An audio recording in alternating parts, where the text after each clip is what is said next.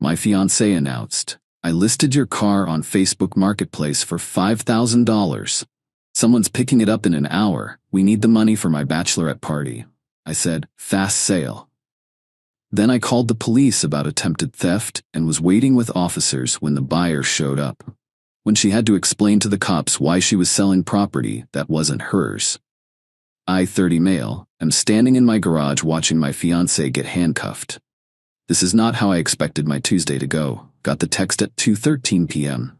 I'm at a job site, mid-panel installation, phone buzzes, Facebook notification. Amber tagged me in a post. 1967 Ford Mustang Fastback, $5,000 cash, must go today. Buyer picking up at 4 p.m., first come first serve.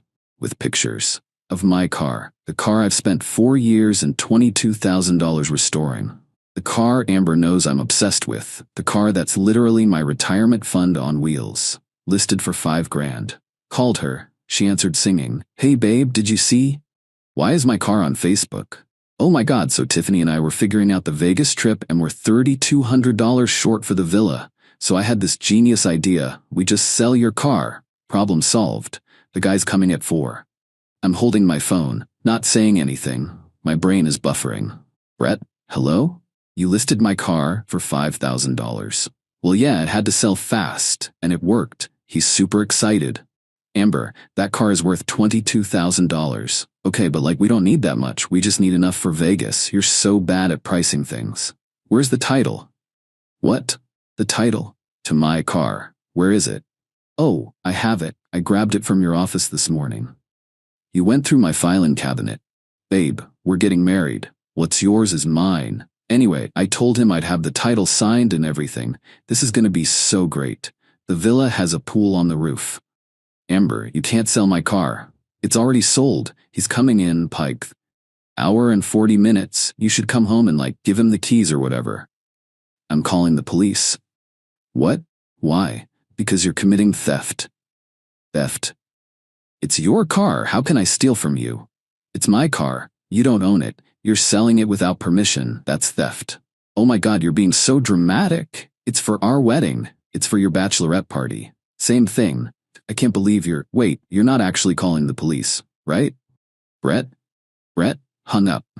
Called 911. Dispatcher picked up. 911, what's your emergency?" "My fiancée just listed my car for sale on Facebook without my permission.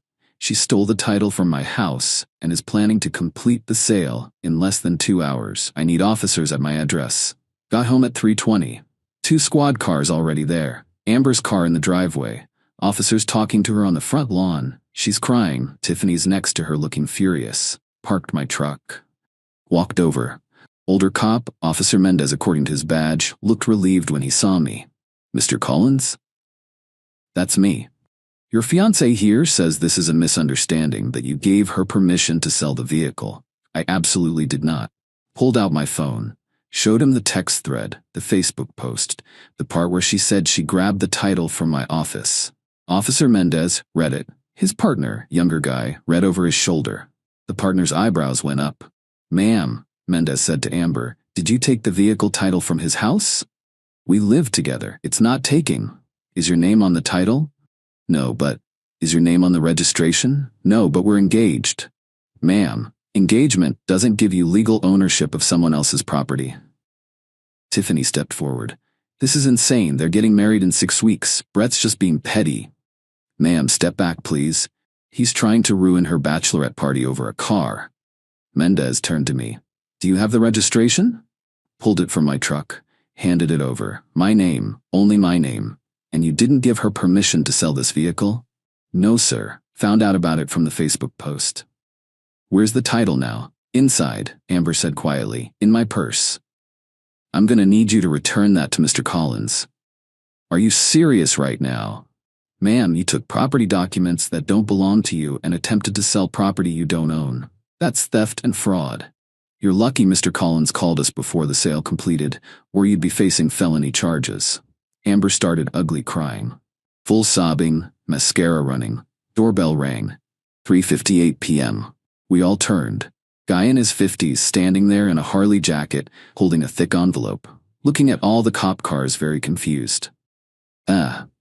I'm here for the Mustang? Officer Mendez walked over. Sir, I'm afraid the vehicle is not for sale. The person who listed it doesn't own it.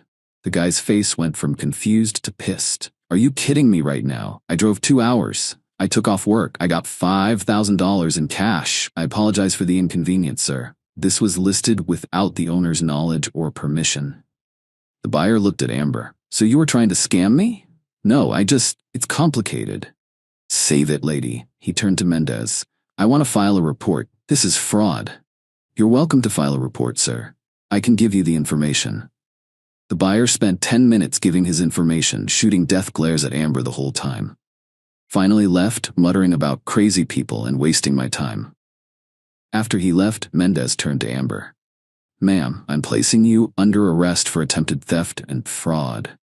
What? You have the right to remain silent. Brett, stop this. Anything you say can and will be used. I'm your fiancé.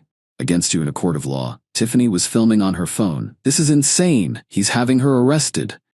Ma'am, put the phone away or you'll be charged with obstruction. Tiffany lowered the phone but kept recording. They cuffed Amber. She was screaming the whole time about how I was ruining our lives and destroying our wedding and everyone's gonna know what kind of person you are. As they put her in the car, she looked at me through the window, still crying. I was doing this for US. Watched the squad car drive away. Stood there in my driveway. Tiffany next to me, still filming. You're a monster, she said. She tried to steal my car. For your wedding. For her bachelorette party. There's a difference. I hope you're happy. You just destroyed her. She destroyed herself when she stole my title and committed fraud. Tiffany got in her car and peeled out. Officer Mendez stayed back. Mr. Collins, she's being held pending bail. You'll need to come down to the station tomorrow to give a formal statement. Will do. And sir? Change your locks. Get your important documents somewhere she doesn't know about. Already planning on it. He left. I went inside. Found my title in Amber's purse on the kitchen counter, right where she said it'd be. My Mustang's still in the garage, safe, sound, and my fiancé is in county lockup. What a day. Update 1. Been 48 hours since Amber got arrested. I've got updates and they're wild. So Amber made bail around 8 p.m. that night. $2,500. Carol, her mom, paid it. I know because Carol called me at 9 p.m. from Amber's phone. Brett, I just paid $2,500 to bail my daughter out of jail because of you. Because of Amber's choices, Carol. She was trying to do something nice for her wedding. She stole my car title and tried to sell my car for a quarter of its value. You didn't have to call the police. What should I have done? Let her commit felony fraud? You're being absolutely ridiculous. Amber's destroyed. She's humiliated. Everyone knows she was arrested. Maybe she shouldn't have committed a crime on Facebook. Carol hung up. Next morning, got a call from the police station. Detective Garcia wanted me to come in for a statement. Got there at 10 a.m. Gave my full statement.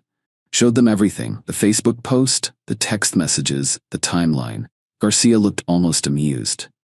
Mr. Collins, in my 12 years doing this, I've never seen someone post evidence of their own crime so publicly. Amber's not big on thinking things through. Clearly, she's being charged with attempted theft, attempted fraud, and possession of stolen documents. That last one's from taking your title. What's she looking at? Depends. First offense, she'll probably get probation and fines, but it'll be on her record. Good. Left the station, went home. Found Amber sitting on my front steps. We need to talk. How'd you even get here? Tiffany drive you? Uber. Brett, please, can we just talk? Just 5 minutes? You tried to steal my car, Amber. I wasn't stealing it. I was selling it to help US.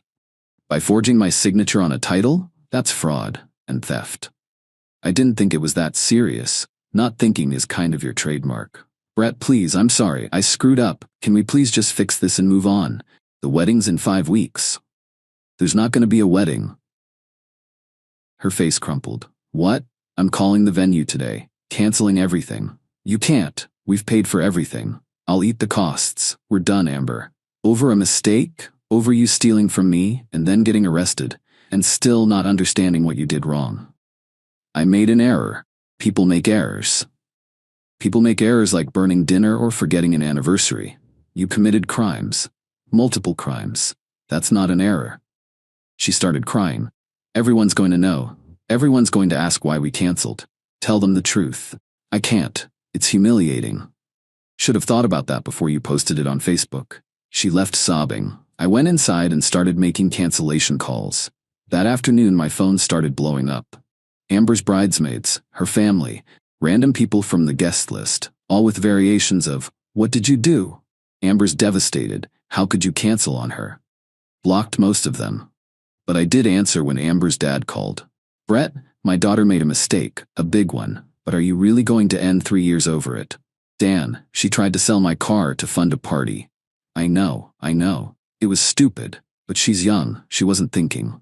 She's 28, that's old enough to know better. I'm asking you man to man to reconsider, give her another chance. Dan, even now Amber doesn't think she did anything wrong. She thinks I overreacted. That's the problem. Silence. Then, what if she goes to counseling? Would you consider it then? No, we're done. I'm sorry. He hung up. Later that night, got a text from unknown number. "This is Tiffany. You ruined Amber's life. Hope you can live with yourself." Blocked it. Then another unknown number. "Brett, it's Kayla, bridesmaid. What you're doing is cruel. Amber made a mistake and you're destroying her over it. That's not love." Blocked. Another number. "You're a control freak who can't handle a strong woman making decisions. Amber deserves better." Blocked. They were using different phones to get around my blocks. Smart, annoying. This morning, 2 things happened. First, Venu called. "Mr. Collins, we got a call from an Amber saying the wedding is not canceled and you're lying. What's the situation?"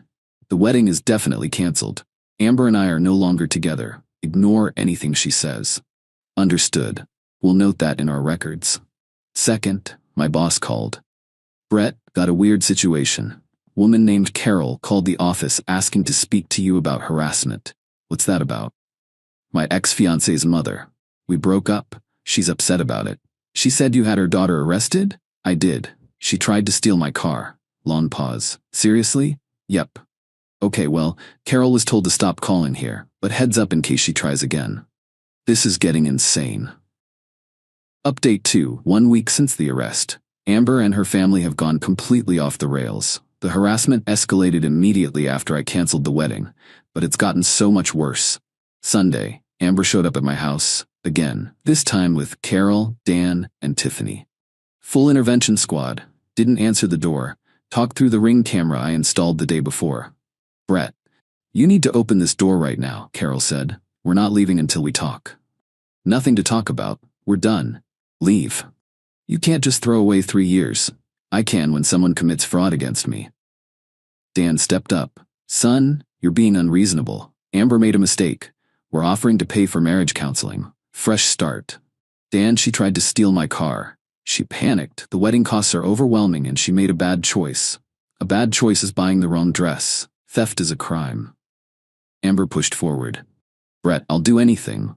Anything. Just please give me another chance." "No. I love you. You don't steal from people you love." They stayed for 30 minutes. Finally left when I said I'd call the cops again. Monday, got a text from the venue. "Mr. Collins, Amber, called again insisting the wedding is on. She's demanding we honor the contract. Please advise." Called them. "Amber is not authorized to make decisions about this event. If she calls again, do not speak with her." "Understood. We may need written confirmation from you." Sent them an email. Fiancée. Clear. Tuesday, things got weird. Got a call from my credit card company. "Mr. Collins, we're calling about suspicious activity. Someone attempted to charge $3,200 to your card for a property rental. We declined it. Want to confirm you didn't authorize?" "I did not." "Okay, card's been flagged. You'll get a new one in 5 to 7 days." Later found out, Amber tried to book the Vegas villa using my card info she still had saved in her phone. When it declined, she called the company claiming there was an error and she was definitely authorized. They didn't buy it. Wednesday, the real nuclear option. Got a call from my landlord. "Brett, someone vandalized your car. Called police. You should come home." Left work immediately. Got there at 2 p.m. My Mustang, in the driveway. Every window smashed, tires slashed, hood keyed with "should've sold it." Police were already there. Officer Rodriguez taking photos. "Mr. Collins, security cameras?" "Just installed them. Let me check." Pulled up the Ring footage from that morning, 6:47 a.m. Clear as day. Amber. in a hoodie, with a crowbar, smashing my windows one by one, slashing the tires, teeing the hood, looking directly at the camera at one point. Didn't even try to hide. That's her, I told Rodriguez. That's Amber. Your fiancée? The one from the car sale thing? Ex-fiancé, yeah. This is really bad for her. This is felony destruction of property. She's already pending charges. I want to press charges. Already noted, will issue a warrant. Damage estimate, $8,400. Windows, tires, paint correction, detailing. Insurance will cover most of it, but still. Amber was arrested again that afternoon. At Carol's house, she was in her pajamas, eating cereal. This time, felony criminal mischief, felony vandalism, violation of bail conditions. No bail this time. Judge said she's a flight risk and danger to property. She's been in county lockup since Wednesday. Carol called me from 6 different numbers Thursday. Finally answered the 6th. My daughter is in jail. Again. Because of you.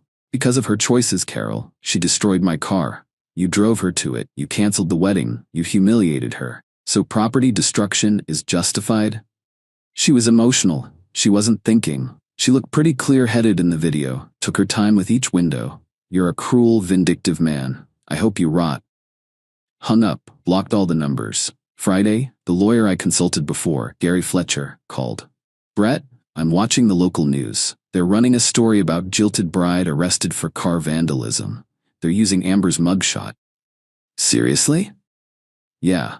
You might want to prepare for this to get more public. Great. Sure enough, by Friday evening it was everywhere. Local Facebook groups, the news website, people sharing the story with comments like, "This is insane," and "Play stupid games."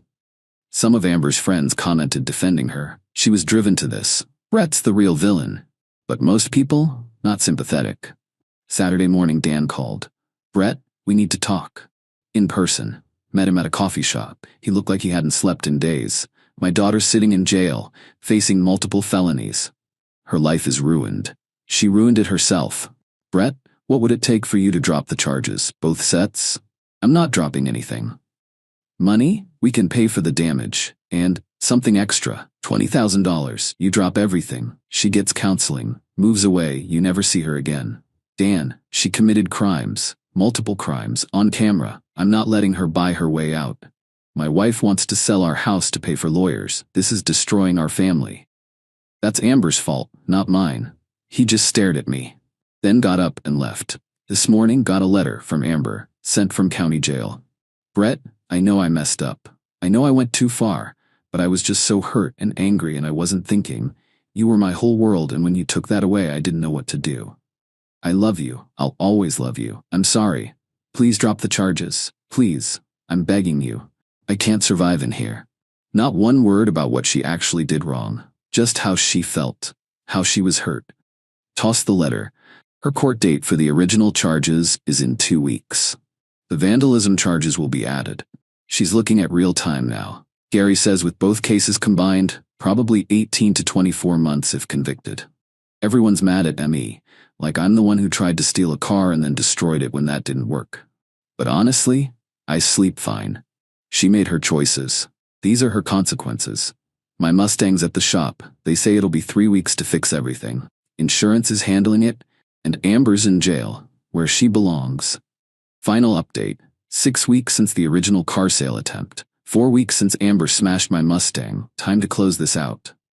The court stuff moved fast. Amber's lawyer tried negotiating a plea deal. The prosecution wasn't interested. Your client committed theft, fraud, and vandalism. All documented, all on camera. She's getting the maximum. The trial was last week. Lasted 2 days. Day 1 was the car sale.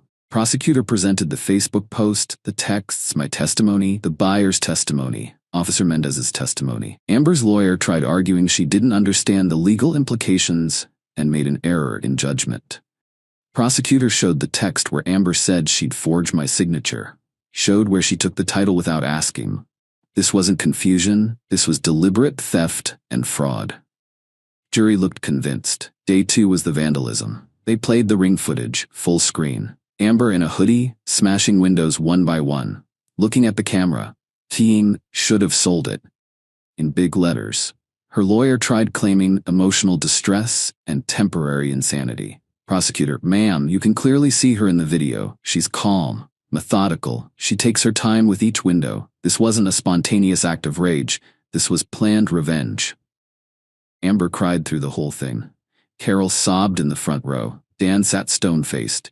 Jury deliberated for 3 hours. Guilty on all counts. Sentencing was yesterday. I wasn't sure if I should go. Gary said it might be good to show up, provide a victim statement. So I went. Judge asked if I wanted to speak. Your Honor, Amber destroyed my car, not just property. She destroyed years of work and money I put into restoration. She did it purely out of spite. She's shown zero remorse. Everything has been about how she feels, how she was wronged. She hasn't once acknowledged what she actually did. I asked the court to give her the maximum sentence. Amber's lawyer made a speech about how she was young and made mistakes and deserves a second chance. Judge wasn't buying it. Miss Rivera, you committed multiple felonies against someone you claimed to love. You stole from him. You attempted to defraud both him and an innocent buyer. When that failed, you destroyed $8,400 worth of property. You showed no remorse until facing consequences. You've blamed everyone but yourself. This court takes these crimes seriously. Amber got 18 months in state prison, not county jail, state prison. $12,000 in restitution, includes my repairs plus court costs, 3 years probation after release, permanent felony record. She broke down sobbing. Carol started screaming. This is too harsh. She's not a criminal. Judge, ma'am, she committed felonies. That makes her a criminal. One more outburst and I'll hold you in contempt. Carol shut up but kept crying. They took Amber into custody immediately. She looked at me as they let her out. I didn't look away. Outside the courthouse, Dan approached me. I hope you're satisfied. My daughter's going to prison. I'm not satisfied, but I'm not sorry either. She loved you. She stole from me, then destroyed my property. That's not love. He walked away. Tiffany was there too. She tried getting in my face. You did this. You could have dropped the charges. You wanted her to go to prison. I wanted her to face consequences for crimes she committed. She was emotional. She made a mistake. Mistakes are accidental. She intentionally committed crimes. Twice. You're going to hell for this. I'll save you a seat. Security had to escort her away. The aftermath? Amber's in prison. Will be for the next 18 months minimum. Carol and Dan's marriage is apparently falling apart. Carol blames Dan for not doing enough. Dan blames Carol for raising Amber to be entitled. Tiffany's been posting about me on social media. Justice system failing women type stuff. Her followers are split, half agree, half call her out. The venue refunded half my deposit after I explained the situation. Said they'd never seen anything like this. My Mustang got fixed. Looks brand new. Better than before actually. Insurance covered everything. Work's been good. Boss heard about the trial. Said I handled it like a pro. Dating? Not yet. But I'm not closed off to it, just being cautious. I've gotten messages from people I don't even know. Some supportive, some calling me heartless for sending a woman to prison over a car. Here's my response. It was never about the car. It was about someone I trusted stealing from me, then destroying my property when she didn't get her way, then showing zero remorse except feeling sorry for herself. Would I do it all again? Absolutely. Some people think love means letting someone hurt you without consequences. That's not love. That's stupidity. Amber's in prison because of Amber's choices, nobody else's. I got my car back, I kept my house, I kept my sanity. And I learned that when someone shows you they don't respect you, your property, or the law, you protect yourself. Every time. Thanks for following this mess. Hope someone learns from it. Respect people's property, respect the law. And if you break both, don't be shocked when you end up in handcuffs. Peace out.